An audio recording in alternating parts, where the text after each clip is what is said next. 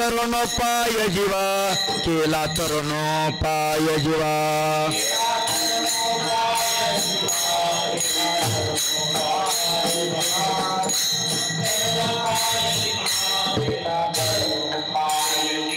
ऐसा समर्थ ज्ञानदेव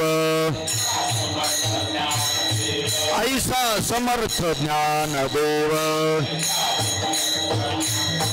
तया चरणी ठेवा भाव तया चरणी ठेवा भाव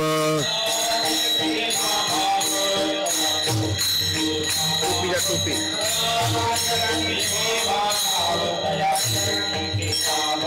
प्रत्यक्ष प्रचित लोचनी प्रत्यक्ष प्रचित लोचनी अस्ति विरति जीवनी अस्ति विरति जीवनी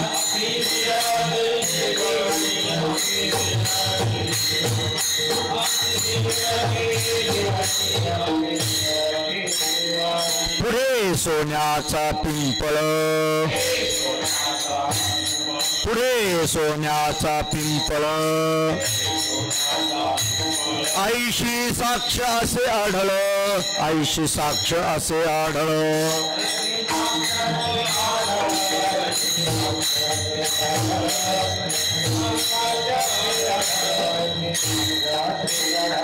ऐसा समर्थ ज्ञानदेव ऐसा समर्थ ज्ञानदेव तया चरणी ठेवा भाव तया चरणी ठेवा भाव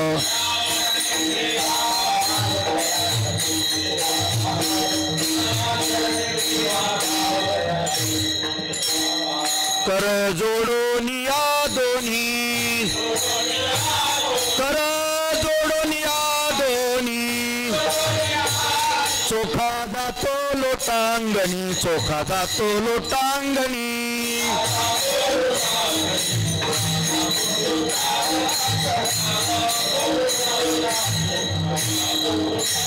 कर जोडून या दोन्ही कर जोडून या दोन्ही चोखा जातो लोटांगणी चोखा जातो लोटांगणी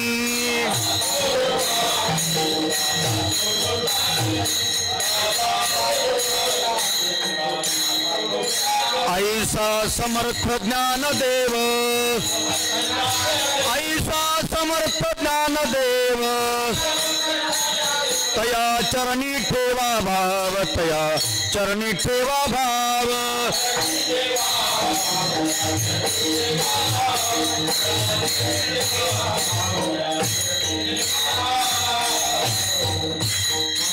विठोबा रखुमाये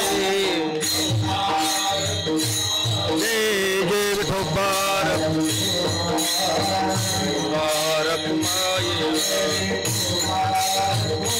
जय जय विठोबा रखुमाये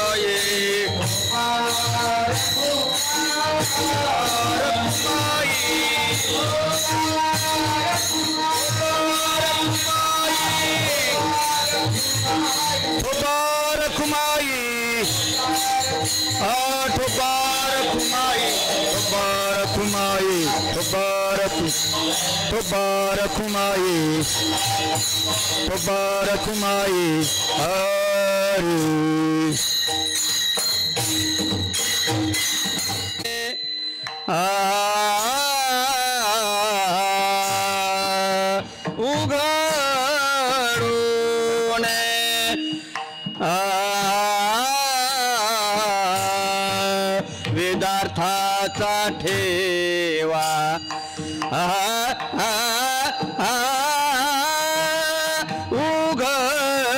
उघडोने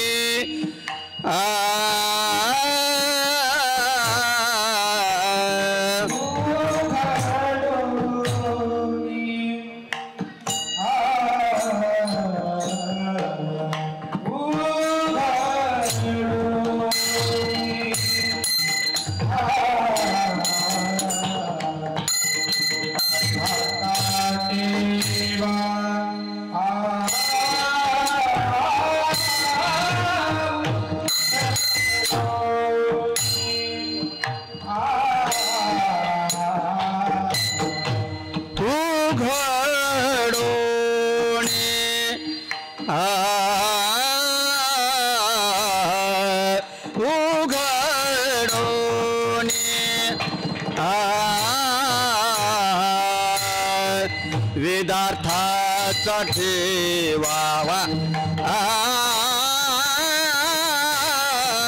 उघडोने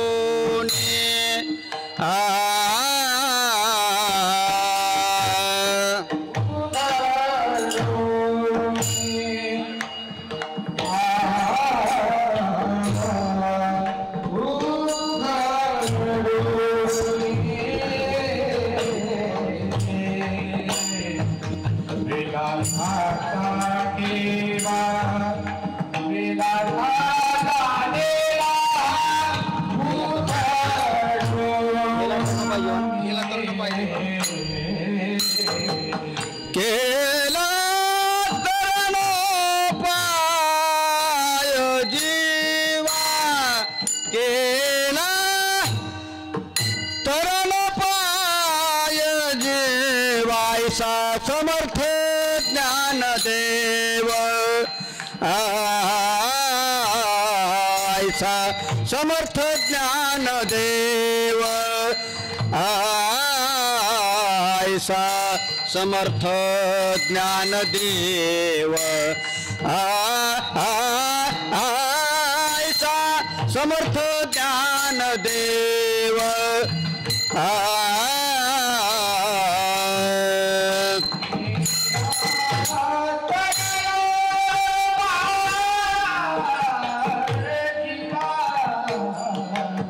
चरणी ठेवा भाऊ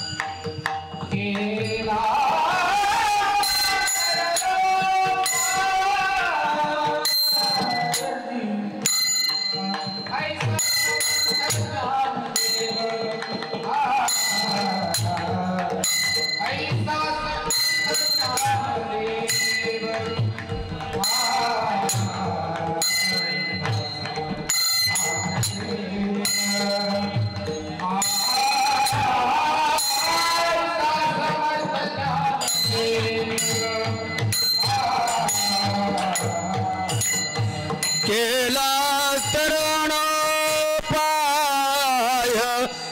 जीवा केला तया चरणे ठेवा भाव तया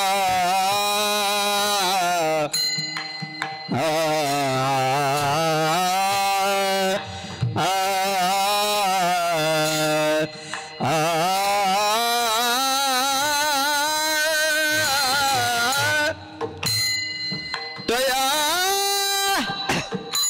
चरणी ठेवा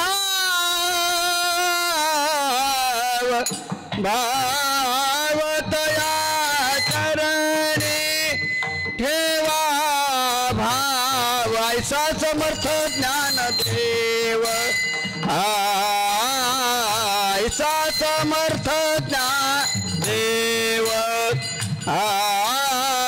ऐसा समर्थ ज्ञानदेव ऐसा समर्थ ज्ञानदेव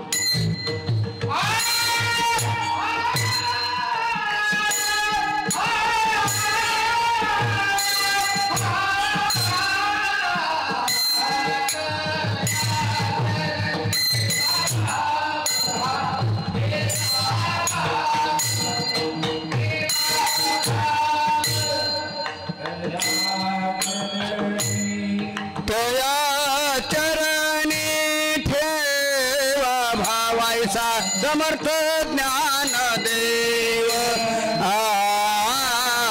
आयचा समर्थ ज्ञानदेव आयचा समर्थ ज्ञानदेव आयचा समर्थ ज्ञानदेव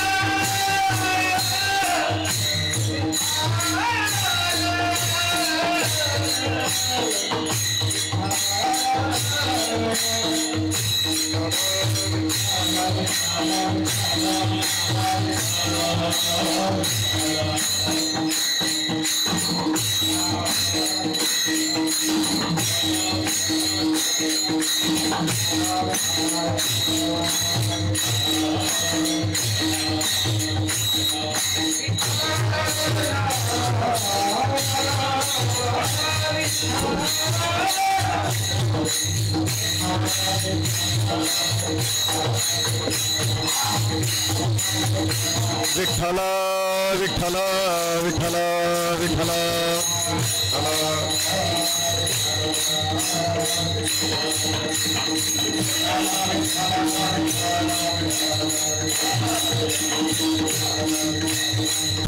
विठ्ठल विठ्ठल विठ्ठल विठ्ठल विठ्ठल पुंडलिक वरदा हरी विठ्ठल श्री ज्ञानदेव तुकाराम पंढरीनाथ भगवान की जय माऊली ज्ञानेश्वर महाराज जगद्गुरु तुकाराम महाराज की जय गोलेश्वर भगवान की जय सद्गुरु जोग महाराज की जय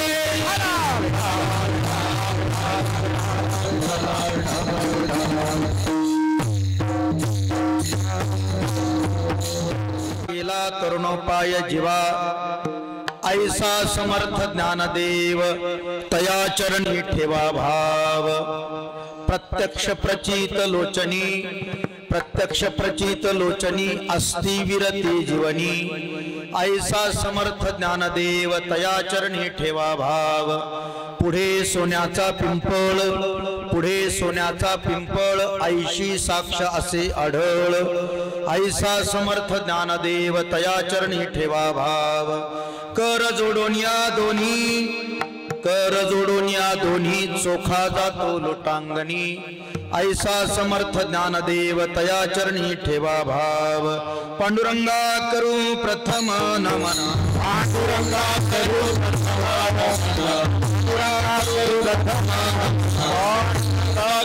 प्रथम नमन शरीर संसारिया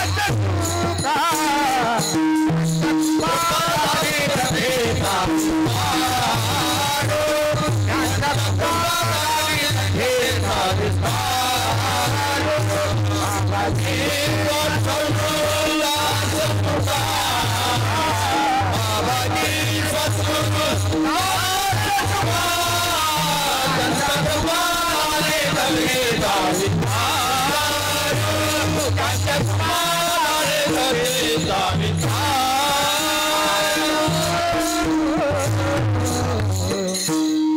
नमो ज्ञानेश्वरा करुणाकरा दयाळा तुमचा अनुग्रह लाधलो पावन झालो चराचरी शुक्लाम ब्रह्म विचार सार परमाम आद्याम जगदव्यापिनी वीणा पुस्तकधारिणी मभयदाम जाड्या अंधकारापहाम हस्ते स्फटिकमालिकां ददतीं पद्मासने संस्थितां वंदे तां परमेश्वरीं भगवतीं बुद्धिप्रदां शारदां मस्तके पायावरी या वारकरी संतांच्या सेवे लागी सेवक झालो तुमच्या लागलो निज चरणा हो स्वामी तुकया देवा यावरी न करावा भेर उघडोनी वेदार्थाचा ठेवा केला तरुण पाय जीवा ऐसा समर्थ ज्ञानदेव तया चरणी ठेवा भाव। प्रस्तुत प्राप्त प्रसंगी भगवान भोलेश्वरांच्या अधिष्ठानामध्ये भोलेश्वर प्रतिष्ठान आयोजित त्याचबरोबर ज्ञानेश्वरी सेवा समिती यांच्या विद्यमाने पंचदिवसीय कीर्तन महोत्सव या ठिकाणी संपन्न होत आहे।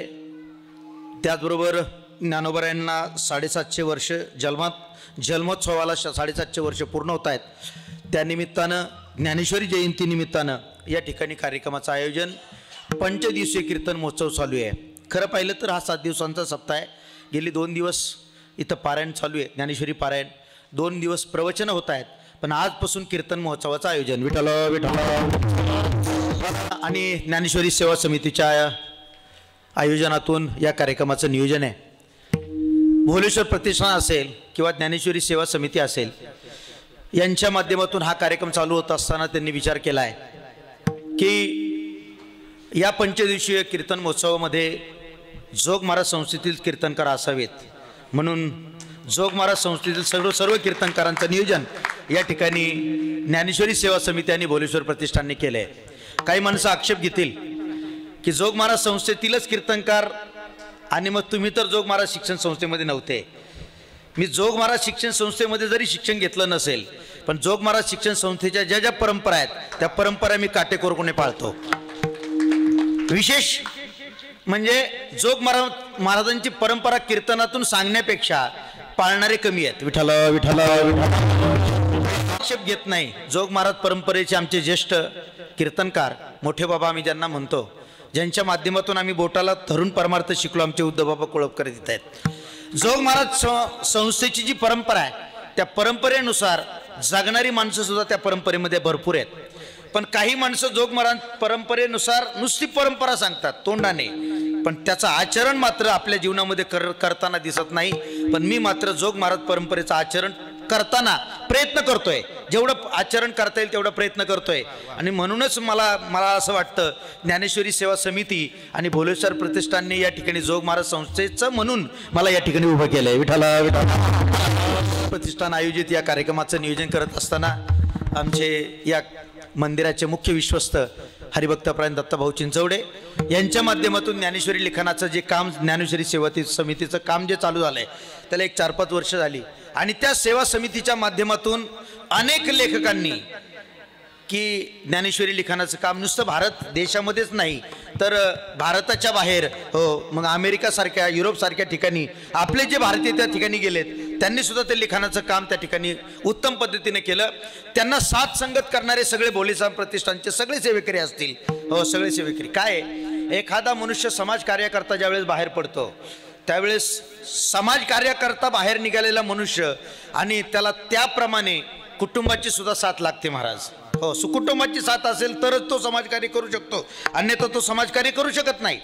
जसं दत्ताभाऊंनी जीवनामध्ये ज्ञानेश्वरी सेवा समितीची स्थापना केली, लिखाणाकरता वह्या पुरवणं असेल, ते गावोगाव जाऊन पोहोचवणं असेल, प्रत्येक लिखाण जो करणारे त्याच्यापर्यंत पोहोचवणं, हे काम करण्याकरता त्यांना घरदार सोडावं लागले आणि घरदार सोडून त्यांनी जे कार्य केलं त्या कार्याला त्यांच्या धर्मपत्नीची सुद्धा तेवढी साथ आहे आणि त्या धर्मपत्नीमुळेच कुठंतरी समाजकार्य होत असतं। त्यांचा मुलगा असेल त्या मुलाचा हो काहीतरी वाटा त्यामध्ये असू शकतो। तुकोबारांचं एक प्रमाण सांगेन आपल्याला, माणसाला जर धर्मकार्य करायचं असेल ना तर त्याच माणसाकडून धर्मकार्य होतं ज्याच्या ताब्यात पत्नी त्याच्याच धर्म तयासीच घडे जयाचे स्वाधीन भाज। विठ्ठला विठ्ठला त्याच्या ताब्यात पत्नी आहे ना त्याच्याकडून धर्मकार्य घडू शकतं आणि ते धर्मकार्य आमच्या दत्ताभाऊंच्या माध्यमातून चालू आहे। आपण सर्वजण कीर्तन करता परिसरातील मंडळी या ठिकाणी उपस्थित आहात, गायक वादक, मला असं वाटतं सगळ्यांचा नाम उल्लेख माझ्याकडून होईल सांगता येत नाही, पण सगळेच माझ्यावर प्रेम करणारे, बोलीश्वर प्रतिष्ठानावर प्रेम करणारी सगळी मंडळी या ठिकाणी उपस्थित आहेत. आळंदीवरून ज्यांनी लहानपणापासून मला वाजवले ते चौरंगीनाथ, लहानपणापासून, खरंच त्यांना विचारा, गेली 25 वर्षापासून माझी कीर्तनं ते वाजवतात. त्यांचं वय आता 23 वर्ष आहे, त्यांचं वय 23 वर्ष आहे, पण मी 25 वर्ष मानमध्ये कीर्तन करतोय आणि लहानपणापासून ती माझी कीर्तनं वाजवतात. मी लहानपणापासून त्यांनी मला म्हणजे वाजवले चांगले. लहान असताना सुद्धा जो हात होता, जे वजन होतं हातामध्ये, आता फक्त तब्येतीचं वजन वाढलंय, हाताचं वजन आहे तसंच आहे पहिल्यापासून. अशाही वजनामध्ये ते कीर्तन साथी करता या ठिकाणी उपस्थित आहेत, त्यांना धन्यवाद देतो. आपण सर्वजण उपस्थित राहिला सर्वांना धन्यवाद देतो आणि अभंगाकडे वळतो. विठ्ठल विठ्ठल. जयंती निमित्ताने या ठिकाणी कीर्तन सप्ताहाचं आयोजन केलेलं आहे, म्हणून एक चोखोबारांचा अभंग आपल्या पुढे मांडला. या चोखोबारांच्या अभंगामध्ये चोखोबारांनी, ज्ञानोबारायांनी हा वेदार्थाचा ठेवा सामान्य जेव्हा करता जो उघडा केला त्याचं वर्णन करणारा अभंग आहे. आणि त्याचबरोबर ज्ञानोबारांचं वर्णन चोखोबारांनी केलंय, त्याचबरोबर आळंदीचं काही महात्म्य चोखोबारांनी वर्णन केलंय. काय खरं तर चोखोबाराय हे ते पंढरपूरमध्ये राहणारे, पंढरी क्षेत्रामध्ये राहणारे, आणि चोखोबाराय हे समकालीन, ज्ञानोबारांच्या समकालीन. प्रत्यक्ष प्रचित लोचनी अस्ति विरती जीवनी, ऐसा समर्थ ज्ञानदेव तया चरणी ठेवा भाव, पुढे सोन्याचा पिंपळ अंगी हो ऐशी साक्ष असे आढळ, ऐसा समर्थ ज्ञानदेव तया चरणी ठेवा भाव. ज्ञानोबारांचं वर्णन करत असताना शब्द कमी पडले आणि चोखोबारांना असं वाटलं आता बस, तुमच्या पायावर फक्त मस्तक ठेवणं, कर जोडून या दोन्ही चोखा जातो लोटांगणी. वर्णन करण्याकरता शब्द कमी पडतील म्हणून चोखोबारे लोटांगण करतात. हो, अभंगाचा सरळ भाव. विठ्ठल विठ्ठल. चोखोबारे ज्ञानोबारांचं वर्णन करतात की वेदार्थाचा ठेवा सामान्य जेव्हा करता ज्ञानोबारांनी उघडा केला.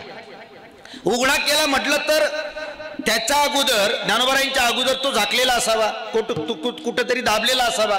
याचा अर्थ असा होतो की तो दाबलेला, झाकलेला वेदार्थाचा ठेवा ज्ञानोबारांनी उघडा केला. ज्ञानोबारांच्या अवतारामध्ये आल्यानंतर तो उघडा झाला. त्याचं चिंतन आपल्याला करायचंय. हो, सामान्य जीवाचा विचार केला, या मृत्यूलोकाचा विचार केला तर या मृत्यूलोकामध्ये 84 लाख योनी आहेत महाराज.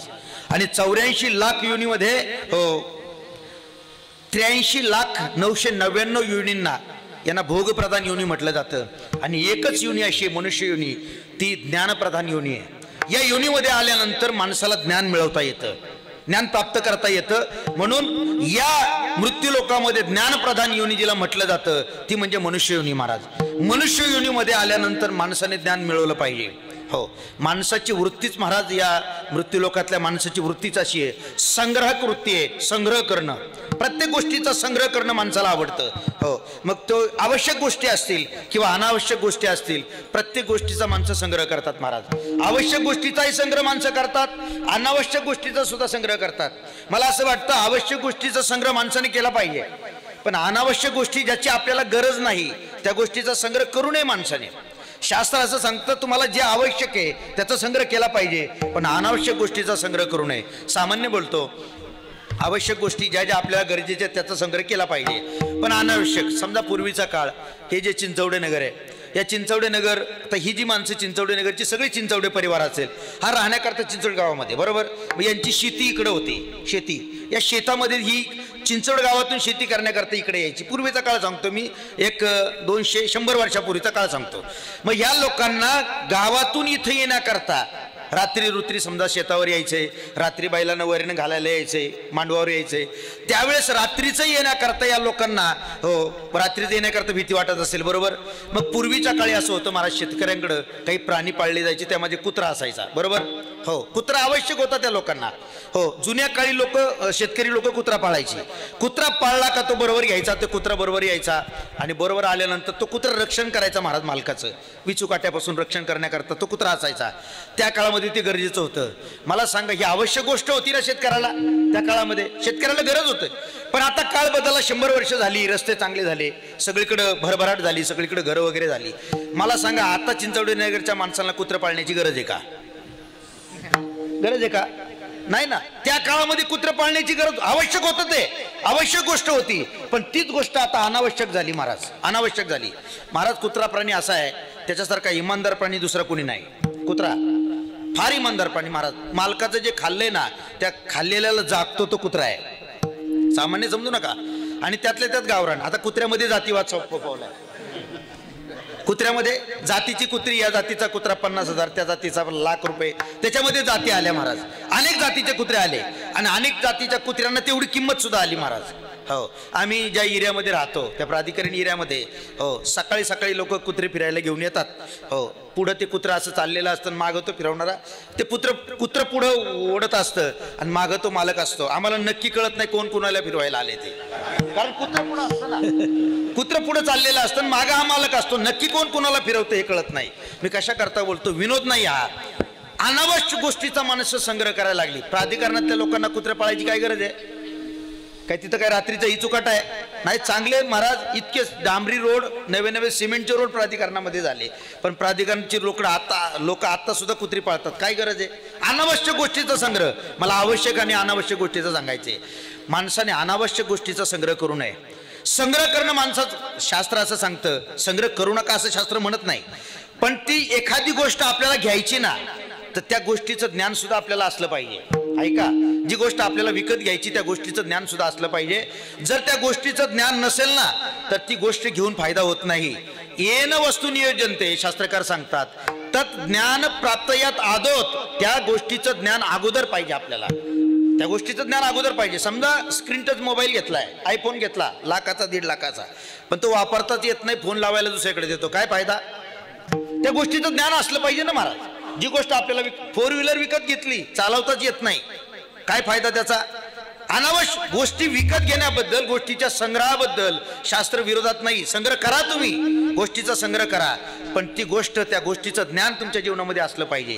कोणतीही गोष्ट विकत करा, घ्या, तुम्ही ती वापरा, पण त्या वापरण्याकरता त्याचं ज्ञान असलं पाहिजे. आमच्याकडे जोग महाराज संस्थेचे, जोग महाराज परंपरेचे पंढरबाबा वैद्य एक उदाहरण सांगायचे.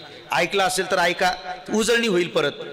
बाबा उदाहरण सांगायचे, एखाद्या गोष्टीचं जर ज्ञान नसेल ना ती गोष्ट घेऊन फायदा होत नाही महाराज.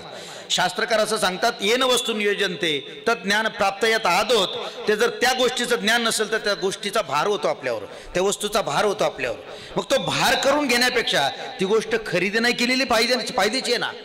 जर आमचे वैद्य बाबा एक उदाहरण सांगायचे. जुना काळ होता महाराज, एका मुलीचं लग्न झालं. जुन्या काळी मुलींची लग्न व्हायची. हा, जुन्या काळचं सांगतोय मी. जुन्या काळी एका मुलीचं लग्न झालं, श्रीमंताची होती बिचारी. कळालं नसेल आपल्याला, कीर्तन झाल्यावर विचारा. हा, पूर्वीच्या काळी मुलींची लग्न व्हायची, आता मुलींची लग्नच होत नाही. विठाला विठाला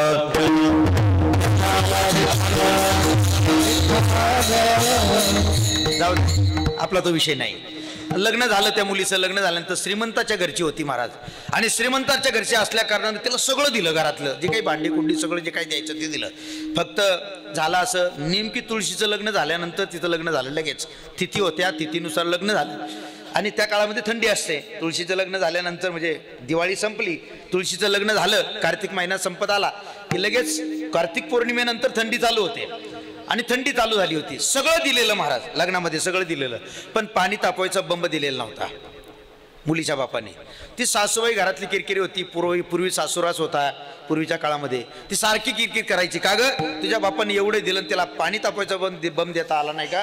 तिने लगेच फोन घेतला, मोबाईल घेतला आणि लगेच वडिलांना लावला, बाबा तुम्ही सगळं दिलं माझ्या लग्नामध्ये, फक्त पाणी तापवायचा बंब दिला नाही. सासूबाई मला सारखी किरकिर करते. तो श्रीमंत होता मुलीचा बाप, त्याने सांगितलं बंबम काय करते, आता उद्या बंब आणून देतो पाणी तापवायचा. तो गेला बाजारामध्ये, त्याने बंब खरेदी केला पाणी तापवायचा, आणि बंब घेऊन घरी आला, मुलीच्या घरी आला. मुलीच्या घरी येता येता त्याला संध्याकाळ झाली. संध्याकाळ झाल्यानंतर संध्याकाळी आले, जेवले वगैरे. त्या सासूने तो बंब पाहिला, तिला आनंद झाला. माझ्या सुनेनं म्हणजे माझ्या व्याहेने बंब आणून दिला. तिनं त्या सुनेला सांगितलं, हे बघ बंब आणलाय ना, तू पेटवायचा नाही, उद्या मी सकाळी उठून पहाटे उठून बंब पेटवणार. ठरलं महाराज. झोपले. आता सासूबाई तिला झोपच नाही महाराज, नवीन बंब आलेला तो बंब पेटवायचा आहे. हो, तिला झोपच नाही. पहाटे 2 वाजताच उठली सासूबाई, पहाटे 2 वाजता. कशाला? बंब पेटवायला. काकड्याला नाही उठली ती. हा, पहाटे 2 वाजताच उठली बंब पेटवायला. मला बंब पेटवायचा, मला बंब पेटवायचा, मला बंबाचं उद्घाटन करायचं म्हणून उठली.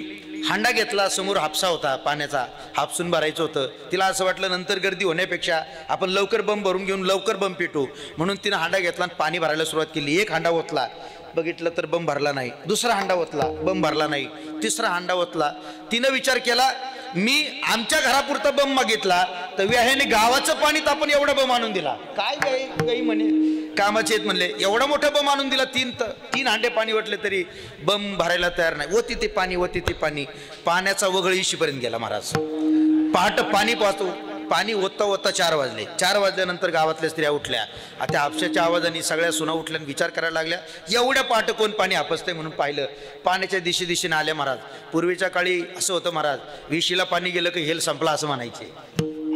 पूर्वीच्या काळी जर पाटलाला जर मुलगा झाला, गावातल्या सगळ्या स्त्रिया त्या ठिकाणी त्या पाटलाच्या घरी जाऊन हेल घालायच्या, म्हणजे पाणी ओतायच्या महाराज, पाणी रिचवायच्या. पूर्वीचा काळ होता महाराज. आताच्या पोरांना, इंग्रजीच्या माध्यमातल्या पोरांना हेल घालणं सुद्धा कळणार नाही. विठ्ठल विठ्ठल हेल कोण घालतंय म्हणून पाण्याच्या दिशेने बघत आल्या तर सासूबाई इकडे पाणी ओतत होती. एक सुनबाई पुढे आली, म्हणले सासूबाई कवापासून पाणी ओतता? म्हणले पहाटे 2 वाजल्यापासून पाणी ओततं. बंबच भरायला तयार नाही. मग ती म्हणले कुठं ओतता? कारण त्या बंबाला 2 जागा असतात महाराज. एक पाणी ओतायची, पाणी साठवायची जागा, त्याला एक झाकण असतं, आणि एक लाकडाचं ते मोठं नळकंड असतं, त्याच्यातून लाकडं टाकायची, खाली त्याला जाळी असते. बरोबर. ही पाणी ओतत होती ना, जिथं पाणी साठवायचं नाही, जिथं लाकडं पेटवायची तिथं पाणी ओतत होती. कसा बंब भरल पाण्याचा? मी कशा करता उदाहरण सांगितलं. जर वस्तू वापरायचं ज्ञान नसेल ना तर त्या वस्तू घेऊन फायदा नाही. शास्त्रकार सांगतात, एक वेळ त्या वस्तूचं दारिद्र्य परवडलं, ती वस्तू नसलेली परवडली, पण त्या वस्तूचं ज्ञान नसणं फार अवघड गोष्ट आहे. म्हणून आपल्या जीवनामध्ये वस्तू घेत असताना, वस्तूचा संग्रह करत असताना आपल्याला वस्तूचं ज्ञान असलं पाहिजे महाराज. ज्ञान आपल्याला प्रत्येक गोष्टीचं असलं पाहिजे. शास्त्रकार, सुभाषितकार त्याही पुढे बोलतात महाराज. ऐका, रूपानं चांगलाय, तरुणे रूपानं चांगलाय, चांगल्या कुळामध्ये जन्माला आलाय, पण त्याच्याकडे जर ज्ञान नाही ना तर त्याचा उपयोग नाही महाराज. रूप यौवन संपन्ना विशाल कुल संभवा विज्ञा विहीना ज्ञानम. रूप यौवन संपन्ना म्हणजे रूपानं चांगला आहे, गोरागोमटाई दिसायला, तरुणे चांगल्या कुळामध्ये जन्माला आलाय, पण त्याच्याकडे जर ज्ञान नसेल तर त्याला किंमत नाही महाराज. विठ्ठल विठ्ठल.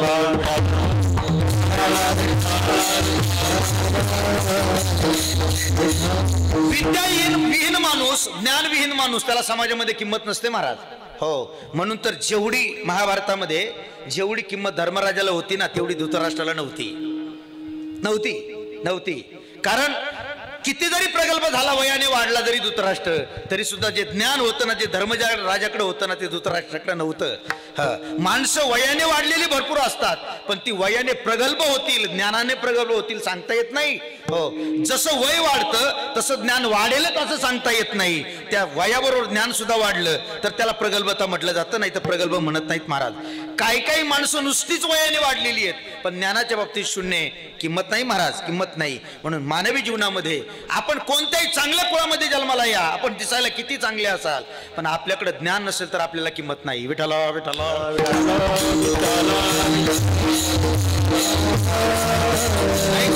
ज्ञानापर्यंत आपण आलो. ज्ञानाला माणसाच्या जीवनामध्ये फार किंमत आहे. ज्ञान कमवलं पाहिजे. प्रत्येकाच्या जीवनामध्ये ज्ञान असलं पाहिजे. तुम्ही म्हणाल मग ज्ञान असलं पाहिजे, मान्य आहे, पण ज्ञान तरी किती प्रकारचं आहे? शास्त्रकार 2 प्रकारचं ज्ञान सांगतात. एक पराज्ञान आणि एक अपराज्ञान. एक पराविद्या आणि एक अपराविद्या. अपराविद्या त्याला म्हणतात, दुपारची जेवणाची चिंता घालवते तिला अपराविद्या म्हणतात. म्हणजे पोट भरण्याची जी विद्या आहे ना तिला अपराविद्या म्हणतात. आणि पराविद्या जे त्याला म्हणतात, पराज्ञान त्याला म्हटलं जातं, जी जन्म मरणाची खंत घालवते, जन्म मरणातून तरुण जाण्याकरता जी मार्ग दाखवते तिला पराविद्या म्हणतात. महाराज, दोन्ही विद्या गरजेच्या आहेत. दुपारी पोट भरण्याची विद्या, अपराविद्या, ती सुद्धा गरजेची आहे. पोट भरण्याकरता पाहिजे ना विद्या. पोट भरता येत नसेल तर त्याच्या जीवनामध्ये फायदा नाही. एक सांगू का, आपल्या हिंदू धर्म संस्कृतीमध्ये 4 आश्रम आहेत. 4 आश्रम आहेत.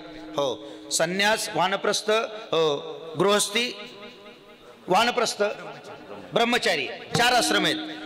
हे 4 आश्रम आहेत ना, या 4 आश्रमापैकी जो गृहस्थ आश्रम आहे तो धन्य म्हटला गेला. धन्य गृहस्थाश्रमा, शास्त्रकार बोलले. का म्हटले सांगू आपल्याला? गृहस्थाश्रमी जीवाला, गृहस्थाश्रमाला धन्य का म्हटलं गेलं? कारण बाकीचे हे 3 आश्रम या गृहस्थावर अवलंबून आहेत महाराज. संन्यासाला जरी तो संन्यासी झाला तरी दुपारी पोट भरण्याकरता त्याला गृहस्थाकडे यावं लागतं. जरी तो ब्रह्मचारी असला दुपारी पोट भरण्याकरता त्याला गृहस्थाकडे यावं लागतं. आणि जरी तो वानप्रस्थी असला ना तरी सुद्धा पोट भरण्याकरता त्याला गृहस्थाकडे यावं लागतं. विठ्ठल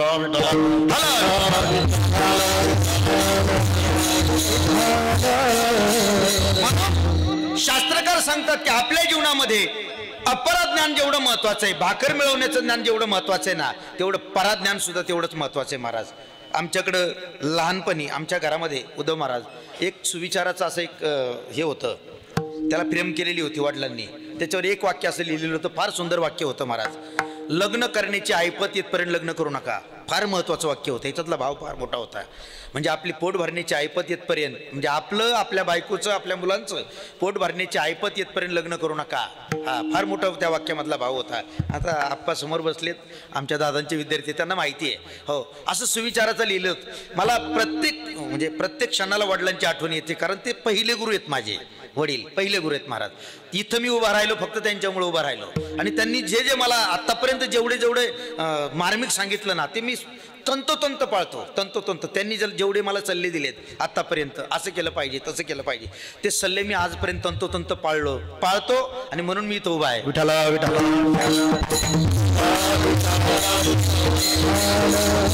आपला विषय चाललाय पराज्ञान आणि अपराज्ञान. हो, भाकरी मिळवण्याचं ज्ञान मिळवलंच पाहिजे, अपराज्ञान त्याला म्हणतात. आणि पराज्ञान म्हणजे आपल्याला जन्म मरणाच्या फेऱ्यातून पलीकडे जाण्याचं ज्ञान, ते सुद्धा माणसाने कमवलंच पाहिजे. महाराज आपल्याला आपली सोडवण करता आली पाहिजे. या मृत्यू लोकातून, या जन्म मरणातून आपल्याला आपली सोडवण करता आली पाहिजे.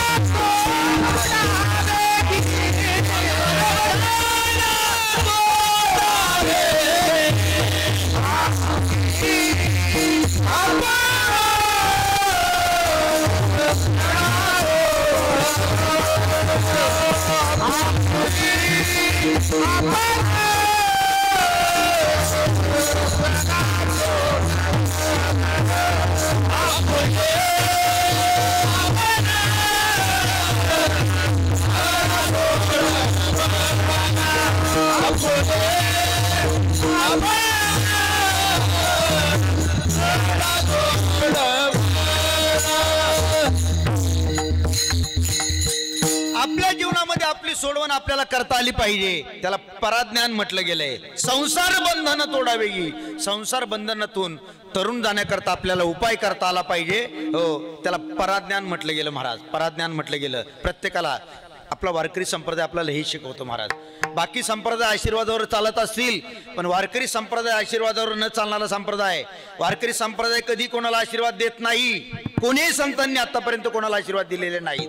बाकी संप्रदायामध्ये गेल्यानंतर हो, तिथं मग पाप करणारे जातात, त्या साधूच्या पाया पडतात आणि साधू सुद्धा त्यांना आशीर्वाद देतो, जा बेटा तेरा कल्याण हो. आणि त्या पाप करणाऱ्याला असं वाटतं माझं कल्याण झालं, माझं पाप मिटलं. असं कोणाच्या साधूच्या आशीर्वादाने कोणाचं पाप जात नाही. वारकरी संप्रदाय कधी ते शिकवत नाही. विठ्ठला विठ्ठला. वारकरी संप्रदाय हे शिकवतो की आपली सोडवण आपल्याला करायची आहे. आपल्याला संसार बंधनातून मुक्त व्हायचंय, ते आपणच आपलं व्हायचंय. म्हणून आपुली आपण करा सोडवण, संसार बंधन तोडावेगी. म्हणून शहाण्या माणसाने कोणाच्या आशीर्वादाच्या नादाला लागू नये. जाऊ दे, माझा विषय वेगळा आहे. हो, आशीर्वादाच्या नादाला लागू नये. वारकरी संप्रदायामध्ये आशीर्वाद दिले जात नाहीत. हो, शहाण्या माणसाने देऊच नाही. जाऊ दे, तो विषय वेगळा आहे. माझा विषय वेगळा नाही, तो विषय नाहीये. सध्याचा कीर्तनाचा विषय वेगळा आहे माझा. कशा करता बोलतो? पराज्ञान. हो, संसार सागरातून चरून जाण्याचं ज्ञान माणसाला असलं पाहिजे. हो, त्याला पराज्ञान, पराविद्या म्हटलं गेलंय. हो, आमचे जोग महाराज शिक्षण संस्थेचे विठ्ठल बाबा घुले एक उदाहरण सांगायचे महाराज. हो, तरुण जाण्याचं ज्ञान कसं असलं पाहिजे. हो, 4 माणसं जलविहार करण्याकरता निघाली आणि जलविहार करण्याकरता एक इंजिनियर होता, एक डॉक्टर होता, एक वकील होता, एक राजकारणी होता. जलविहार करण्याकरता आले, नदीच्या कडं आल्यानंतर नावडी होता, त्या नावेमध्ये बसले चौघजण नावेमध्ये बसल्यानंतर ती नाव जलविहाराकरता निघाली.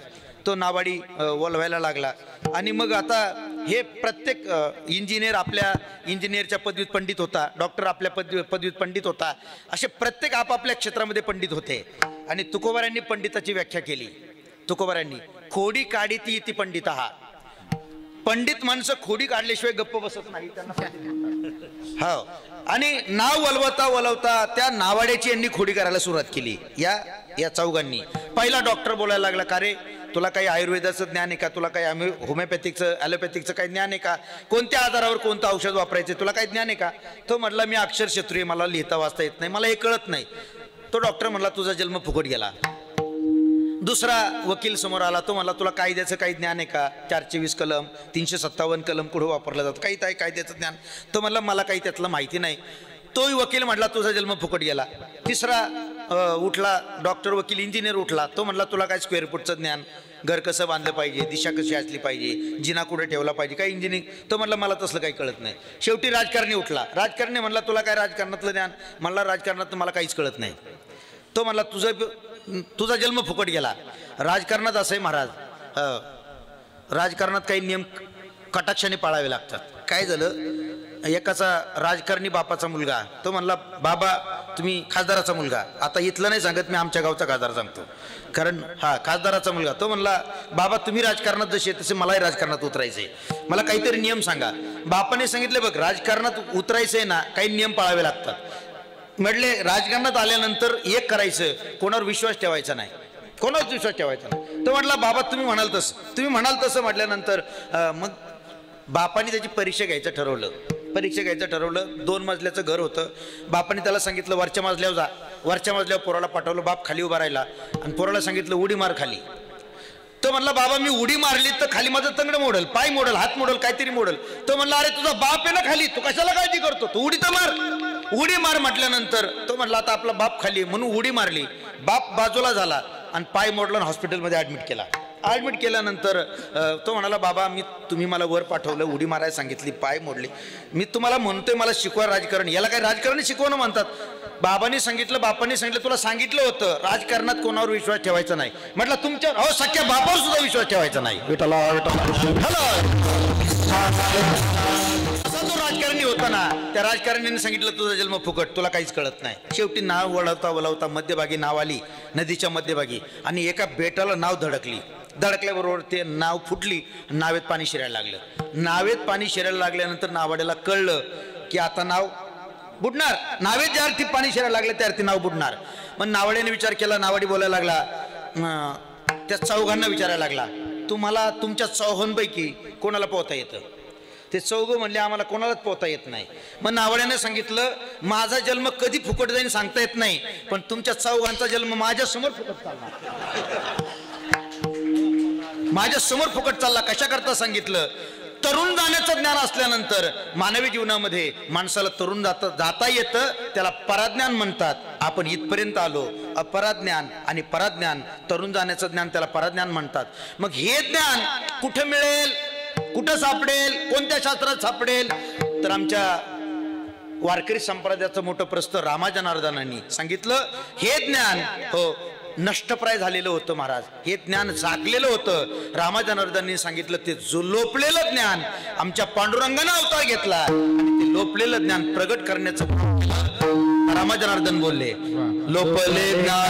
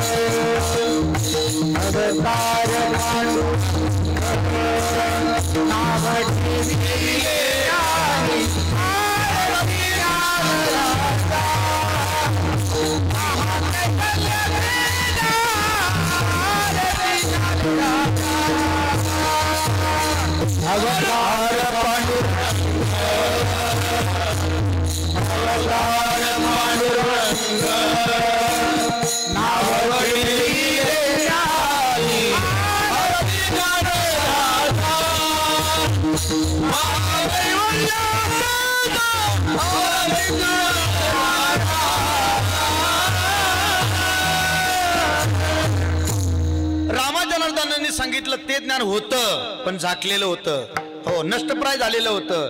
पण तेच ज्ञान हो पांडुरंगाने अवतार घेतला ज्ञानोबरांच्या रूपानं आणि प्रगट करण्याचा प्रयत्न केला. ऐका, जनार्दन स्वामींचे 3 शिष्य झाले.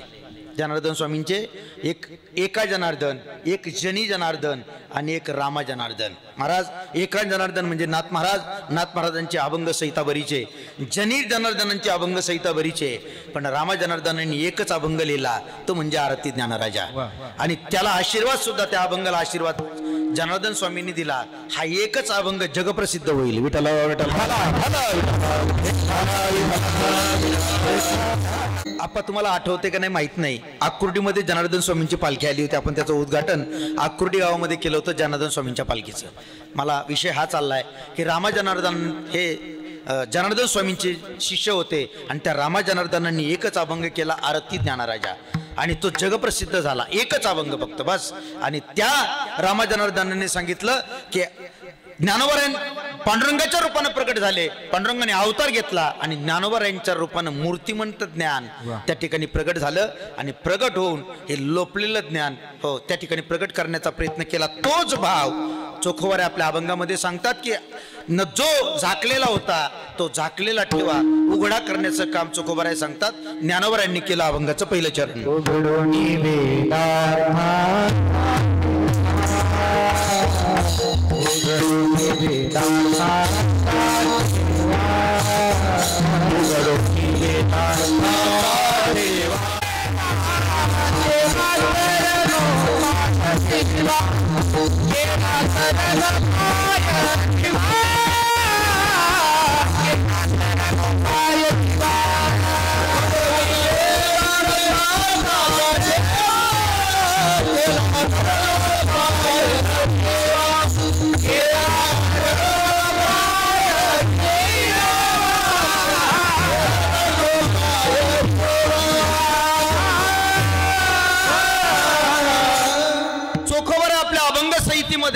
ज्ञानोबरांचं वर्णन करत असताना चोखोबाराय बोलतात ते झाकलेलं ज्ञान, लोपलेलं ज्ञान पांडुरंगाच्याच रूपाने अवतार घेऊन ज्ञानोबरांनी त्या ठिकाणी आले, जन्माला आले आणि तो वेदार्थाचा ठेवा उघडा केला.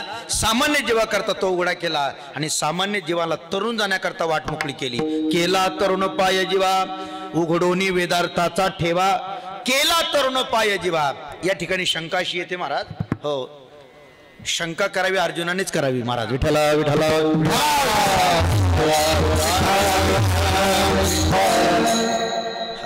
हसली लोक हसू द्या, हा पण अर्जुनाने शंका केली म्हणून तर गीता निर्माण झाली, बरोबर ना. शंका अर्जुनानेच करावी. या ठिकाणी शंका अशी निर्माण होते की ज्ञानोबरांनी गीतार्थाचा ठेवा उघडा केला, गीतेवर भाष्य केलं, मग गीतार्थाचा ठेवा म्हणायला पाहिजे होतं, वेदार्थाचा ठेवा का म्हटलंय चोखोबारायांनी. ऐका, गीता जरी असती ना, गीता वेदच आहे.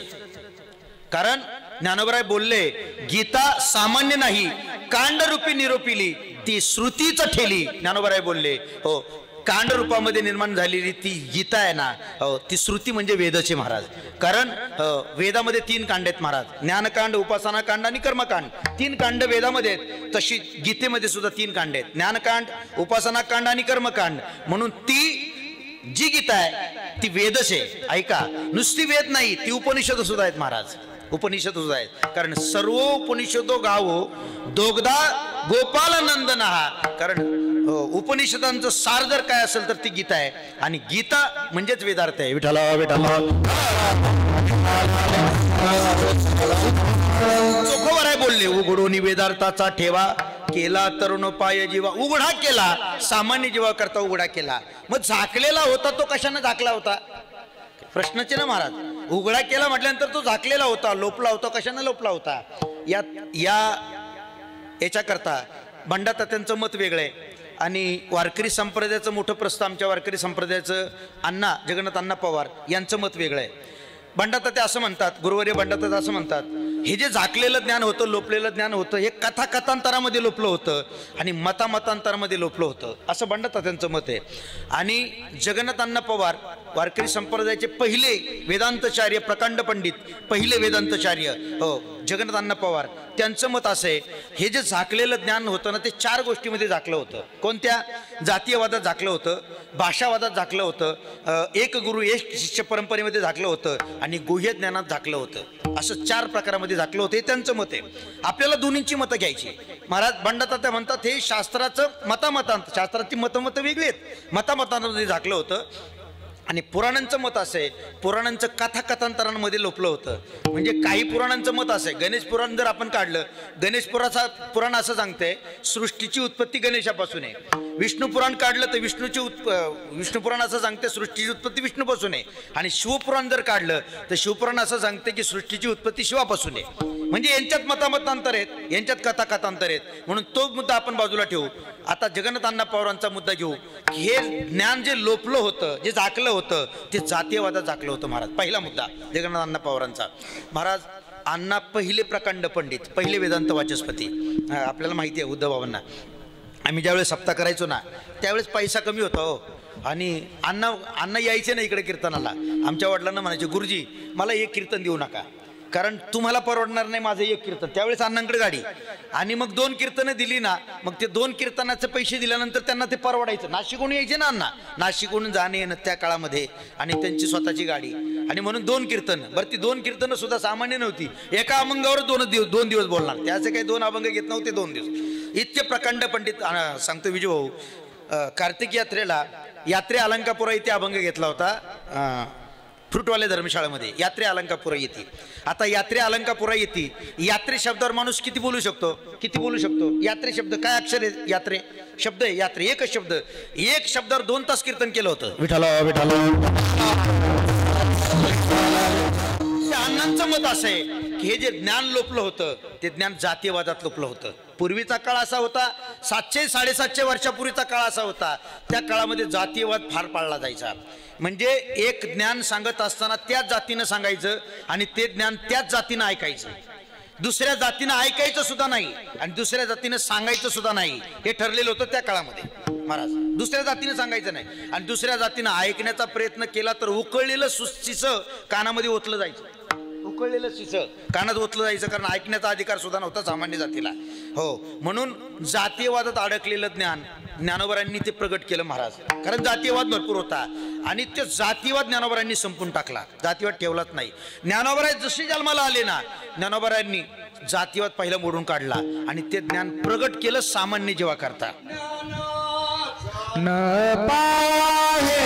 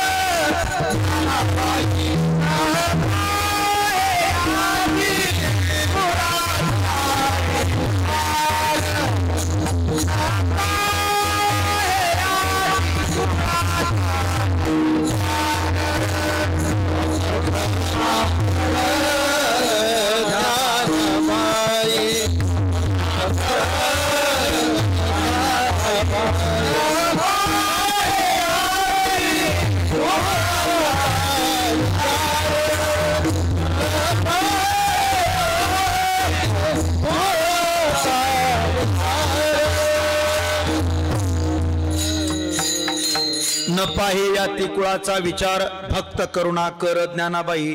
जातीयवादामध्ये लोपलेलं ज्ञान ज्ञानोबरांनी प्रगट केलं, जातीयवाद मोडून काढला. पूर्वीच्या काळामधलं सोडावं, आता सुद्धा जातीयवाद चालतो, संप्रदायामध्ये चालतो. हे अमुक जातीचे संत आमचे आहेत, अमुक जातीचे संत आमचे आहेत, हा जातीयवाद आताही संप्रदायामध्ये पाळला जातो महाराज.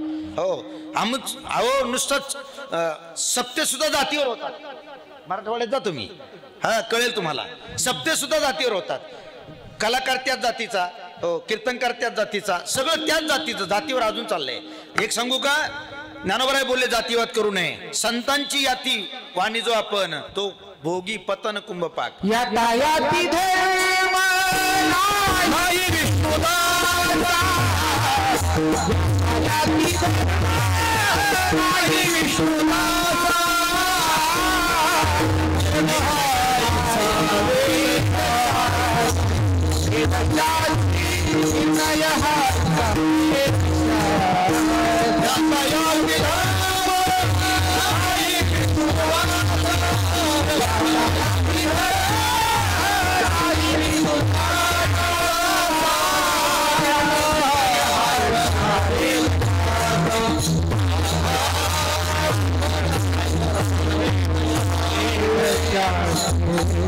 यातायाती धर्म नाही विष्णुदासा निर्णय हा ऐसा वेदशास्त्री वेदशास्त्राने निर्णय दिलाय यातायाती नाही विष्णुदासामध्ये नसावी हो जात अहो आपल्याकडे सामान्य म्हणे मराठीमध्ये नदीचं मूळ आणि साधूचं कुळ पाहू नये बरोबर ना नदीचं मूळ आणि साधूचं कुळ पाहू नये संतांच्या जातीचा विचार करावा नाही करूच नाही महाराज पण जातीयवाद त्या काळामध्ये चालत होता आणि ती सगळ्यात मोठी क्रांती जर केली असेल तर ती आमच्या ज्ञानोबांनी केली आमचे ज्ञानोबा एक क्रांती सूर्य आहेत जातीवाद मोडून काढला महाराज जातीवाद मोडून काढला नुसता मोडून काढला नाही तर सगळ्या जातीतल्या सगळ्या धर्मातल्या लोकांना एकत्रित करून यारे लहान थोर याती बलते नारी नर करावा विचार न लगे चिंता कोणासी आणि ऐका जर वैष्णवाची किंवा संतांची जात जर पाहण्याचा प्रयत्न केला तर त्या काळातले प्रकांड पंडित हो रामेश्वर भट्टाचार्यांचं प्रमाणे गाथ्यामध्ये रामेश्वर भट्टाचार्य असं सांगतात ऐका बर का कोणाचं प्रमाणे जे जातीयवाद कर्षाने पाळणारे हो कटाक्षाने पाळणारे रामेश्वर भट्टाचार्य त्या काळातले त्यांचं असं प्रमाणे वैष्णवांची याती वाणी जो आपण तो भोगी पतन कुंभपाक नरकाला जाईल महाराज संतांचे जात जर कोणी काढत असेल धर्म कुणीच म्हणून तर हो आपण जर पाहिलं ना तर आपल्या वारकरी संप्रदायामध्ये सगळ्या प्रकारचे सगळ्या जातीचे सगळ्या धर्माचे संत होऊन गेले तो जातीवाद मोडण्याचं काम केलं असेल तर आमच्या हो ज्ञानोबा यांनी केलं मिळविली मांदी वैष्णवा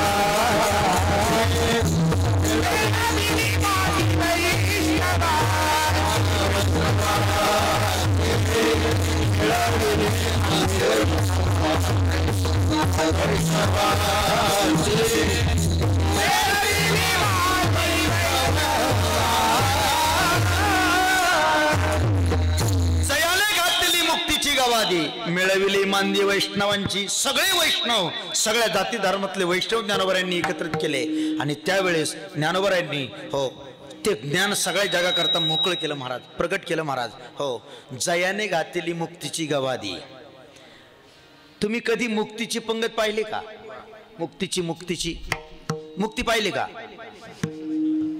तुम्ही गुलाबजामची पंगत पाहिली असेल तुम्ही लाडूची पंगत तुम्ही ते फ्रूट स्टॉलची पंगत पाहिली असेल सगळ्या पंक्ती पाहिल्या असेल तुम्ही मुक्तीची पंगत पाहिली का नाही ना ज्ञानोबांनी सगळ्या समाजाकरता मुक्तीची पंगत घातली महाराज हा मुक्ती सगळ्यांकरता मुक्त केली ती मुक्ती ज्ञानोबांनी सगळ्यांकरता दिली महाराज ज्ञानोबाची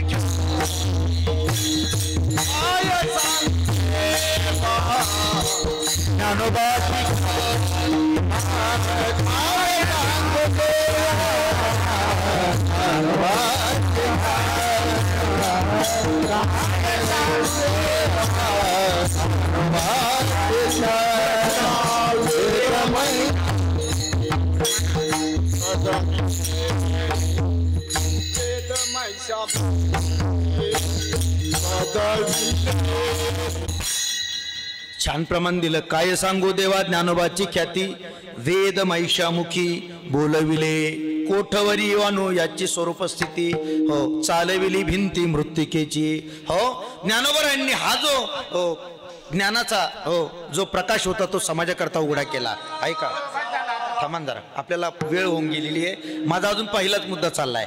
जातीवाद ज्ञानोबरांनी संपवला आणि संपवल्यानंतर ज्ञानोबराय त्या ठिकाणी जातीवाद संपून सगळ्या संतांना तो ज्ञानाचा उघडा केला. ऐका, त्यानंतर ज्ञानोबरांच्या नंतर दुसरी क्रांती वारकरी संप्रदायामध्ये झाली आणि जोग महाराजांच्या रूपाने दुसरी क्रांती झाली की जातीवाद जोग महाराजांनी संपवला. 1917 साली जोग महाराजांनी वारकरी शिक्षण संस्था स्थापन केली आणि त्या वारकरी शिक्षण संस्था स्थापन करत असताना जोग महाराजांनी जो जो येईल त्या प्रत्येकाला त्या ठिकाणी प्रवेश दिला. मग तो कोणत्या जातीचा कोणत्या धर्माचा तो विचार केला नाही. जोग महाराजांनी दुसरी क्रांती केली आणि आतापर्यंत जोग महाराज वारकरी शिक्षण संस्थेमध्ये अजूनही जात विचारली जात नाही, लक्षात ठेवा. आणि दुसरी क्रांती आमच्या जोग महाराजांनी केली. महाराज कालच जोग महाराजांची पुण्यतिथी झाली. मी कशा करता बोलतो, जयंती झाली जोग महाराजांची. मी कशा करता बोलतो, जोग महाराजांनी दुसरी क्रांती केली, जातीवाद मोडून काढला समाजातला. आणि मग या दोन महात्म्यांनी जर जातीवाद मोडून काढला असेल ना तर वारकरी संप्रदायामध्ये जातीवाद नाही पाळला पाहिजे. काय म्हणायचं तुम्हाला? नाही ना. इथून आता जे पाळत असतील ना त्यांनी सांभाळलं पाहिजे. जातीवाद वारकरी संप्रदायामध्ये करू नये. जोग महाराजांनी वारकरी विशेष म्हणजे आता या पिंपरी चिंचवडमध्ये आणि भोलेश्वर मंदिरामध्ये जोग महाराजांचं आगमन लवकरच होतंय. महाराज परवाच्या कीर्तनामधून विशाल महाराज इंगळेंनी सांगितलं की या भोलेश्वर मंदिरामध्ये जोग महाराजांची मूर्ती स्थापना लवकरच होणार आहे. म्हणजे जोग महाराज आपल्या पिंपरी चिंचवडमध्ये येणार आहेत. महाराज पिंपरी चिंचवडमध्ये पहिलं मंदिर जोग महाराजांचं होईल. पिंपरी चिंचवडमध्ये ते चिंचवडे नगरला आणि भोलेश्वर मंदिरामध्ये होईल. आणि नुसतं मंदिर होईल नाही यात नवल नाही, आमच्या जोग महाराज साधक प्रतिष्ठानने जोग महाराजांची मूर्ती देण्याचं कबूल केलंय. जोग महाराजांची मूर्ती देणार आहेत म्हणून जोग महाराजांचं मंदिर या भोलेश्वर मंदिरामध्ये होणार आहे. हे फार मोठी क्रांती आहे. विठ्ठल विठ्ठल.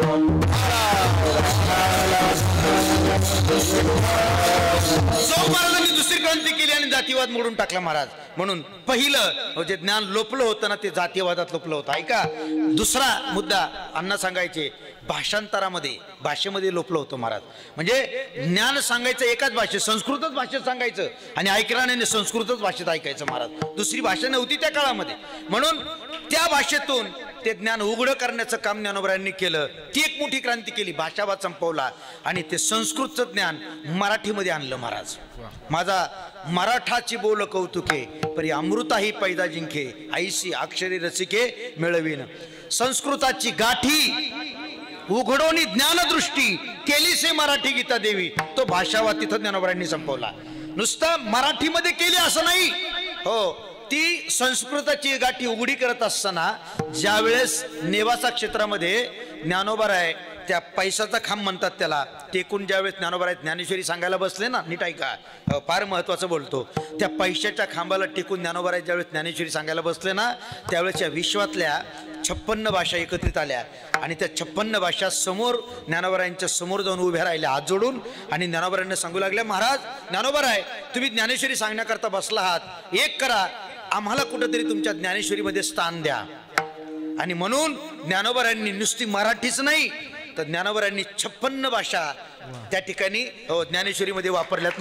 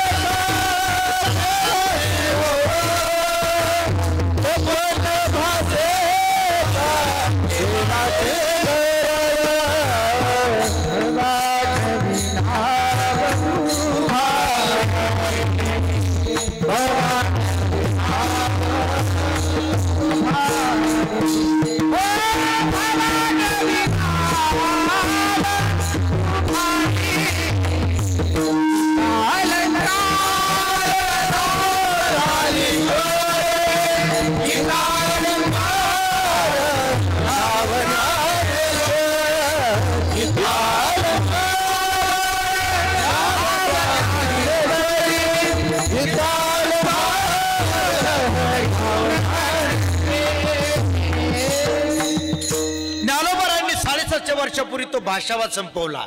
हो, संस्कृताची गाठी उघडून ज्ञानदृष्टी केलीसे मराठी गीता देवी. नुसतं मराठीत नाही तर 56 भाषेचा केलासे गौरव.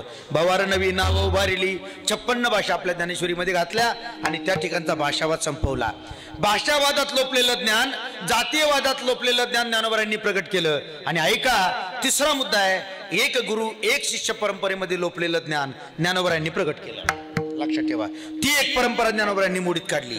कारण आदिनाथ गुरु सकळ सिद्धांचा मच्छिंद्रतयाचा मुख्य शिष्य मच्छिंद्राने बोध गोरक्षाशी केला. गोरक्ष ओळला गहिनी प्रसादे निवृत्ती दातार ज्ञानदेवा सार सोजविले. इथपर्यंत ज्ञानोबरायांपर्यंत एक गुरु एक शिष्य परंपरा होती. ज्ञानोबरायांनी ती एक गुरु एक शिष्य परंपरा मोडीत काढली आणि स्वतः ते ज्ञान जगाकरता प्रगट केलं महाराज. हो, जगाकरता प्रगट केलं. आणि त्या ठिकाणी एक गुरु एक शिष्य परंपरा त्या ठिकाणी ज्ञानोबरायांनी मोडीत काढली. ऐका, जसं ज्ञानोबरायांच्या जीवनामध्ये होतं ना, तसं जगद्गुरु तुकोबरायांच्या जीवनामध्ये सुद्धा एक गुरु एक शिष्य परंपरा होती महाराज. हो, कारण चैतन्य संप्रदाय जर आपण पाहिला तर चैतन्य संप्रदायामध्ये राघव चैतन्य, केशव चैतन्य सांगितली खून माळिकेची आणि बाबाजी आपुले सांगितले नाम मंत्र दिला रामकृष्ण हरी. बाबाजी चैतन्य आणि तुकोबरायांपर्यंत एक गुरु एक शिष्य परंपरा होती. तुकोबरायांनी तो वाद मोडीत काढला, एक गुरु शिष्य परंपरा मोडीत काढली आणि ते ज्ञान जगापुढे उघड केलं गाथ्याच्या रूपानं. हो, ऐका, अजून बोलतो. वारकरी संप्रदायामध्ये दोन स्वप्न पडली. एक स्वप्न नाथ महाराजांना पडलं. त्या स्वप्नानं, नाथ महाराजांच्या स्वप्नानं ज्ञानेश्वरी आपल्याला दिली वारकरी संप्रदायाला. आणि एक स्वप्न आमच्या जगद्गुरु तुकोबरायांना पडलं. त्या जगद्गुरु तुकोबरायांच्या एका स्वप्नाने आपल्याला गाथा दिला. दोन स्वप्नांनी आपल्याला दोन ग्रंथ या वारकरी संप्रदायाला दिले. आणि दुसरं एक सांगतो, जगद्गुरु तुकोबरायांच्या स्वप्नाने आपल्याला एक मंत्र दिला, रामकृष्ण हरी मंत्र दिला या वारकरी संप्रदायाला. तो जगद्गुरु तुकोबरायांच्या स्वप्नाने दिला. मी कशा करता बोलतो, भाषावादात लोपलेलं ज्ञान जे होतं ना, ते भाषावादात लोपलेलं आणि एक गुरु एक शिष्य परंपरेमधले लोपलेलं ज्ञान ज्ञानोबांनी त्या ठिकाणी जगद्गुरु तुकोबरायांनी सुद्धा प्रकट केलं महाराज. म्हणून जगद्गुरु तुकोबरायांची भाषा आहे, हो, उपदेशे तुका मेघवर्षेने ऐका. तुकोबरायांचे शब्द घातले, उपदेशे तुका मेघवर्षेने ऐका. म्हणजे मी उपदेश करतोय ना, मेघासारखा वर्षाव. म्हणजे पाऊस कुठं पडतो त्याची काही मर्यादा असते का? नाही ना. तसं तुकोबराय सांगतात, मी उपदेश करतो ना, तर मर्यादा नाही, कुणी ऐकायचं कुणी नाही, सगळ्यांनी ऐका, सगळ्यांना अधिकार आहे महाराज. सकळ अशी येते आहे अधिकार. म्हणजे एक गुरु एक शिष्य परंपरेतलं मधलं ज्ञान त्या ठिकाणी ती परंपरा मोडीत काढली. आणि शेवटची परंपरा, हो, जे गुह्य होतं ते प्रगट केलं, गुप्त होतं ते ज्ञान प्रगट केलं. हरिपाठामध्ये एक प्रमाणे महाराज, ज्ञान गुड गम्य ज्ञानदेवा लाधले निवृत्तीने दिले माझ्या हाती. निवृत्तीनाथांनी माझ्या हातामध्ये ते गुड म्हणजे गौप्य ज्ञान, लोपलेलं ज्ञान माझ्या हातामध्ये दिलं आणि मी जगाकरता प्रगट केलं. विठ्ठला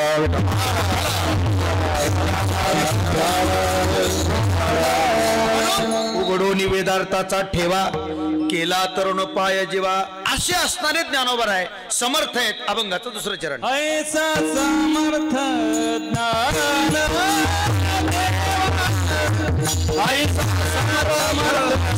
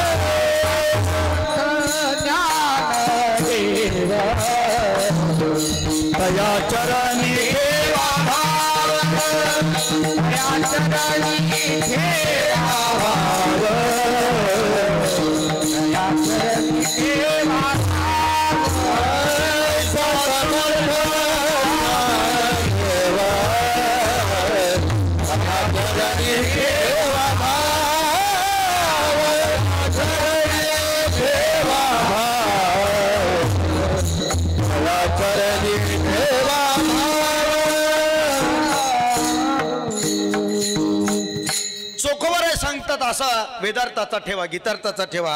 हो, आमच्या ज्ञानोबरांनी उघडा केला, असे ज्ञानोबराय समर्थ आहे. ऐसा समर्थ ज्ञानदेव तया चरणी ठेवा भाव. आमचे ज्ञानोबराय समर्थ आहेत महाराज, समर्थ आहेत.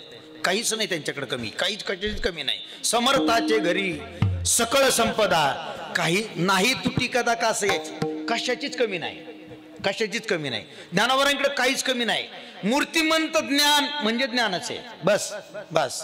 मूर्तिमंत ज्ञान ऐके का, ज्ञान चक्रवर्ती तू तव ज्ञानाचीच मूर्ती.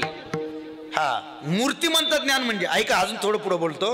हा, जन्माला येऊन पुस्तकं वाचून ग्रंथ वाचून ज्ञानी होणारे भरपूर आहेत. जन्माला येऊन पुस्तकं वाचून ग्रंथ वाचून ज्ञानी होणारे भरपूर आहेत, पण ज्ञानोबराय उपजत ज्ञानी आहे. उपजताची ज्ञानी हे वरमाला आले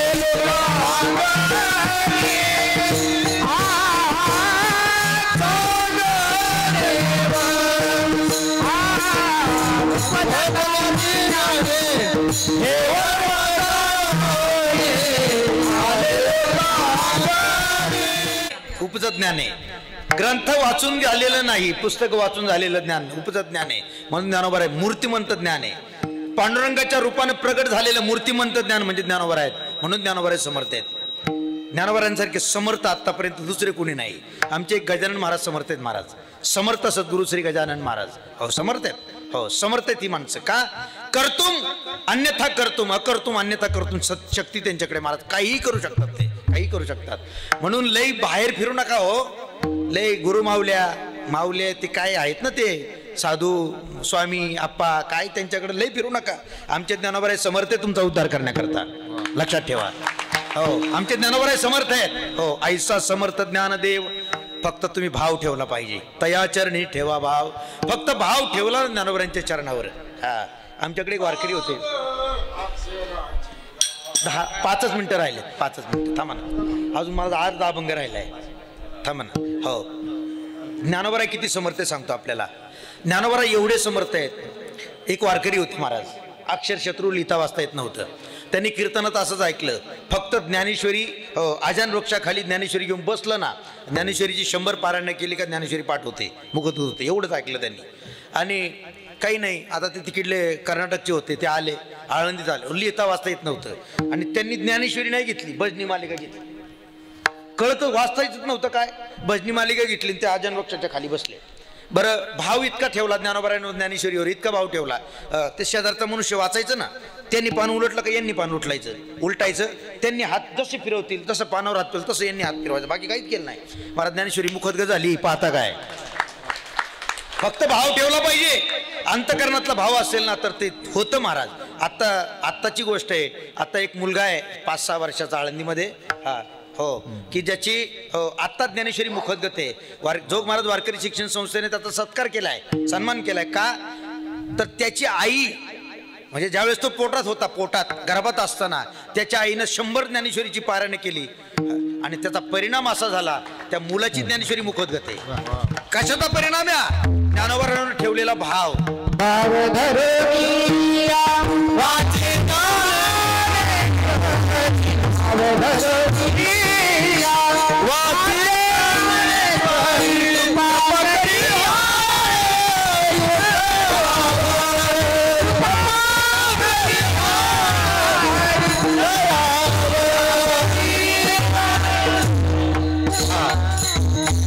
भावधरून नावाची ज्ञानेश्वरी कृपा करी हरी तयावरी. भगवान परमात्मा स्वतः कृपा करतो महाराज. काय होतं, आपण जेवढी साधना कराल ना, ज्या ग्रंथाची साधना कराल, तो ग्रंथ आपल्यावर कृपा करत असतो. मग ती गाथा असू द्या, ज्ञानेश्वरी असू द्या, कोणताही ग्रंथ असू द्या, फक्त त्याचा अध्ययन, त्याची साधना झाली पाहिजे. जोपर्यंत साधना होत नाही तोपर्यंत तो ग्रंथ आपल्यावर कृपा करत नाही. आणि लगेच होत नाही. लगेच माळ घातली, आळंदी पंढरीची वारी केली म्हणजे साधना होत नाही. साधनेला फार वर्ष घालावे लागतात, घासावे लागतात, त्यावेळेस होत असतं. चला, ज्ञानोबराय सांगतात, ऐसा समर्थ, चोखोबाराय सांगतात, ऐसा समर्थ ज्ञानदेव तया चरणी ठेवा. फक्त अंतकरणापासून भाव ठेवला ज्ञानोबरायांच्या चरणावर, तर ज्ञानोबराय काहीही करू शकतात. करील ते काय नोहे महाराज परिपाहे बीज शुद्धांगी. हे पण फार महत्वाचं आहे. आमचे राऊत बाबा असं म्हणतात, हा ज्ञानोबराय काही करू शकतील हो, पण आपलं बी शुद्ध पाहिजे. परिपाहे बीज शुद्धांगी. आपलं बीज शुद्ध जर असेल ना तर ज्ञानोबा काहीही करू शकतात. ज्ञान काय मूर्तिमंत ज्ञान आपल्याला होऊ शकतं, पण आपलं बीज शुद्ध असलं पाहिजे. चला, ऐसा समर्थ ज्ञानदेव तया चरणी ठेवा भाव. तुम्हाला जर हे पटत नसेल ना तर ज्ञानोबा सांगतात आत्ता प्रत्यक्ष प्रचित लोचनी अस्ति विरती जीवनी. आत्ता तुम्ही आळंदीमध्ये गेला तर प्रत्यक्ष डोळ्याने पाहायचं.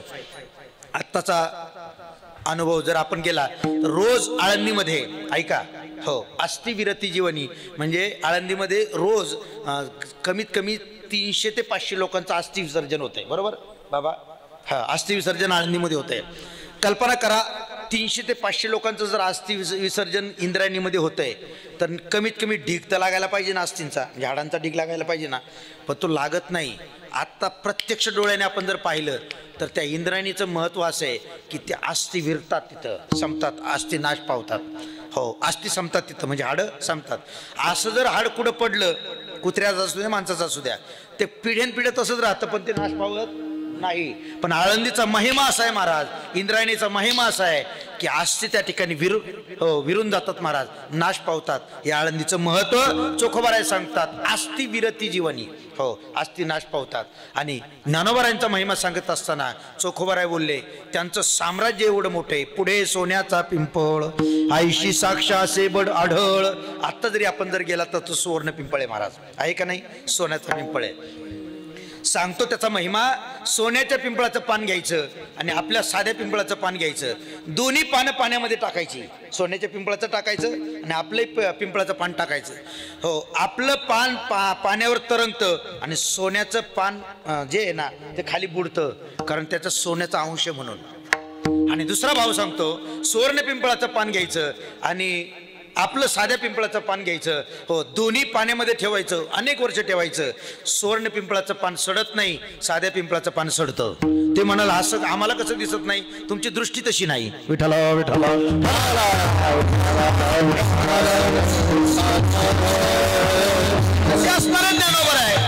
चोखोबाराय वर्णन करतात. मी याच्या पुढे काय वर्णन करू शकतो? फक्त हात जोडून त्यांच्या लोटांगण घालू शकतो.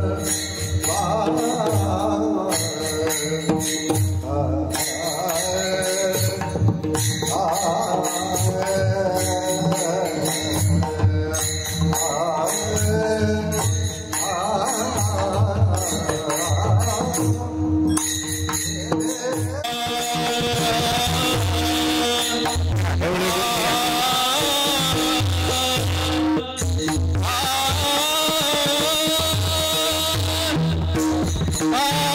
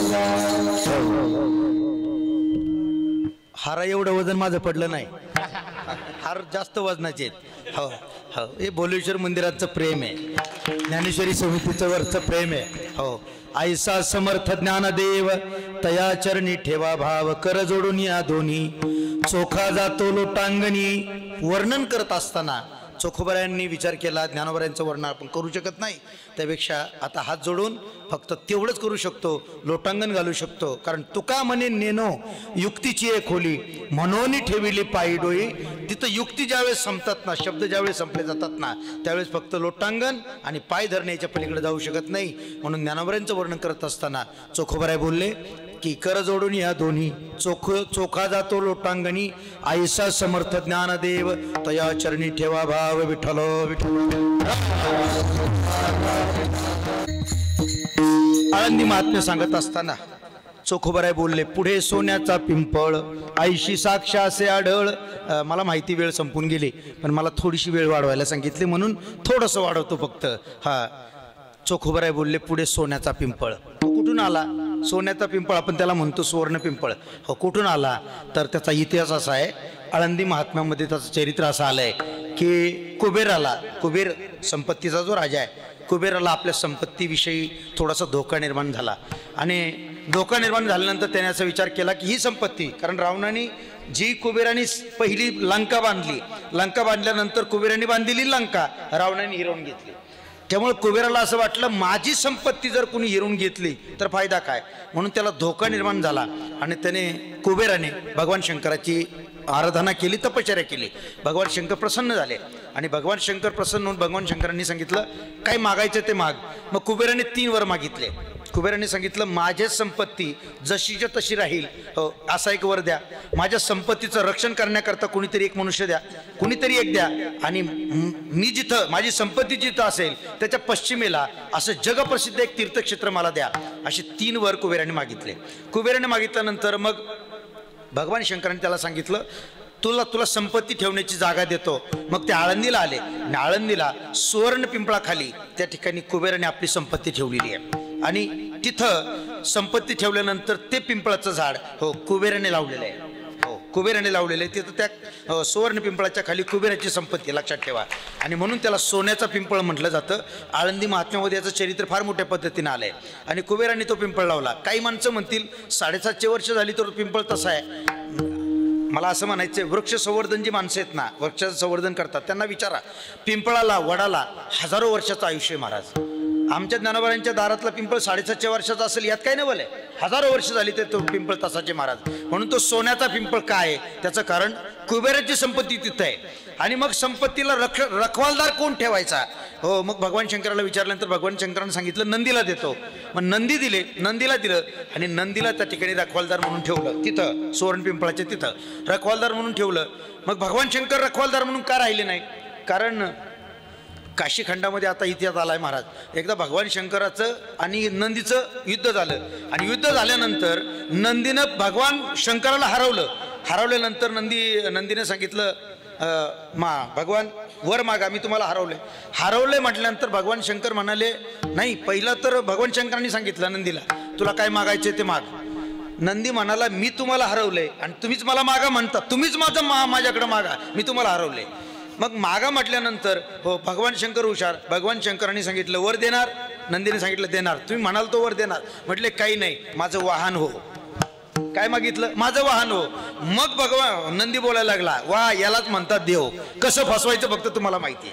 मग तेव्हापासून नंदी हे वाहन झाले आणि नंदीला तिथं रक्षण करता म्हणून ठेवलं, कारण नंदीची शक्ती ही भगवान शंकरापेक्षा जास्त आहे. म्हणून तिथं कुबेराचं त्या संपत्तीचं रक्षण करण्याकरता नंदीला ठेवलं.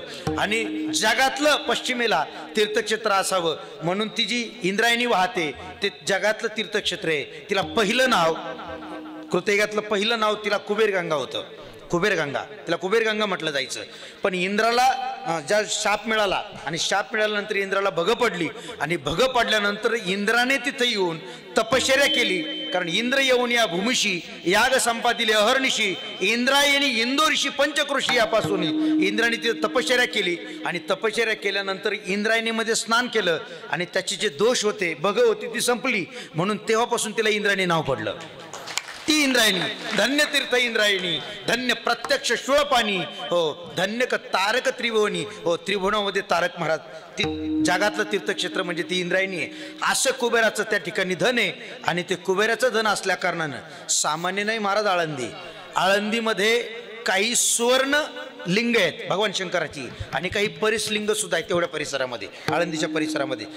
आळंदी सामान्य समजू नका, आळंदीमध्ये 84 सिद्ध राहतात. 84 सिद्ध, 84 सिद्धांचा सिद्ध भेटी मेळा, तो सुख सोहळा काय वानू, एवढी आळंदी महत्वाची. बरं, आळंदीचं पहिलं नाव, कृतयुगामधलं पहिलं नाव अलंकापूर. पहिलं नाव, पहिलं खरं पाहिलं तर आनंदवन पहिलं नाव कृतयुगातलं. नंतर द्वापार युगातलं नाव वारुण, नंतर त्यानंतर तापी आणि आत्ता कलियुगातलं नाव अलंकापूर. त्याचंच आळंदी, आपण झालं त्याचंच आळंदी नाव पडलं. कारण अलंकापूर, कारण तिथं सगळं सोनं आहे, हो कबीराचं, म्हणून अलंकापूर नाव, त्यालाच आता आळंदी नाव पडलं. असं आळंदीचं महत्व आहे. म्हणून पुढे सोन्याचा पिंपळ, तो सुवर्ण पिंपळ अजूनही साक्ष देतो. आईशी साक्ष असे आढळ, हो म्हणून कर जोडून या दोन्ही चोखा जातो लोटांगणी. असं चोखोबार आहे. ज्ञानोबारांचं वर्णन, यथार्थ वर्णन जेवढं करता येईल तेवढं वर्णन चोखोबारांनी ज्ञानोबारांचं केलं. आणि त्याच शब्दात, चोखोबारांच्या शब्दातून मला जेवढं करता आलं तेवढं मी केलं. मला असं वाटतं माझी कीर्तनाची वेळ संपली. उद्यापासून आता माझ्यापेक्षाही जोग महाराज शिक्षण संस्थेमधले मोठे मोठे, हो तपस्वी, रथी महारथी या ठिकाणी ज्ञान देण्याकरता येणार आहेत. हो मी काही सामान्य होतो महाराज, तुमच्यातलाच होतो, म्हणून जेवढं बोलता आलं तेवढं बोललो. उद्यापासून या ठिकाणी चांगलं रुचकर जेवण म्हणजे चांगलं ऐकायला मिळणार आहे कानाला. म्हणून सगळ्यांनी येताना प्रत्येकाने आपल्याबरोबर 2-2, 4-4, आता सिंगल आले असेल उद्यापासून डबल, कळलं का? म्हणजे 2 हात आले असतील तर 4 हात. आता आम्ही 4 हातांनीच आलो.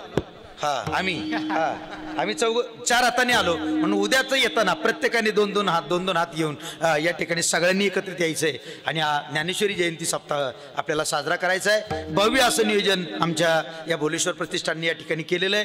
हो त्यांना सगळ्यांना साथ देणारी सगळी मंडळी, मग भोलेश्वर प्रतिष्ठानची सगळी सेवा करणारी मंडळी, सगळी मंडळी, मी कोणाचा नामोल्लेख करत नाही. आणि त्याचबरोबर या कीर्तनाकरता आता विशेष म्हणजे चिखली, घरकुल, मी फक्त गावांची नावं घेतो बरं का. चिखली, घरकुल, पुनावळं, तुम्हाला सांगतो इकडं वालेकरवाडी, रावेत गाव अख्खा आले, अख्खं रावेत गावात काही शिल्लक नाही. नुसतं गाववाले नाहीत, गावाचे जावई सुद्धा आले.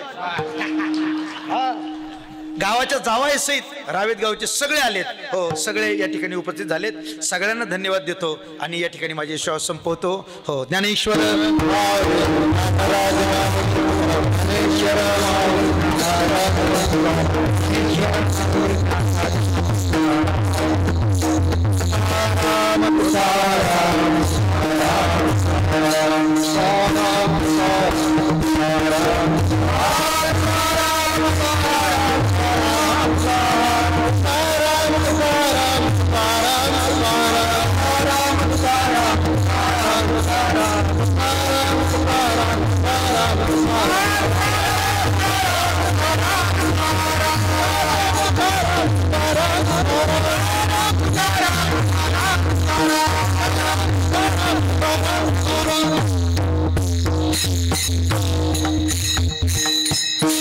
नावं राहिली. आकुर्डी गाव आले, आकुर्डी गाव भजनी मंडळ आले, त्याचबरोबर इकडं त्रिवेणनगर आले, इकडं रुपीनगर आले. हो अशी बरीच गावं सगळी आलेली आहेत. हो त्याचबरोबर ज्यांनी शूटिंग केली सुंदर असे तेही उपस्थित आहेत. 2 चौकदार आहेत, माईक सिस्टीमवाले आहेत, सगळे पुरुष मंडळी आहेत. बहुसंख्येनं, आपल्यापेक्षा जास्त बहुसंख्येनं महिला उपस्थित आहेत. टीव्हीचे सगळे प्रोग्राम सोडून, चांगल्या मालिका सोडून कीर्तनाकरता उपस्थित आहेत. सगळ्यांना धन्यवाद देतो आणि माझी सेवा संपवतो. विठ्ठल जय.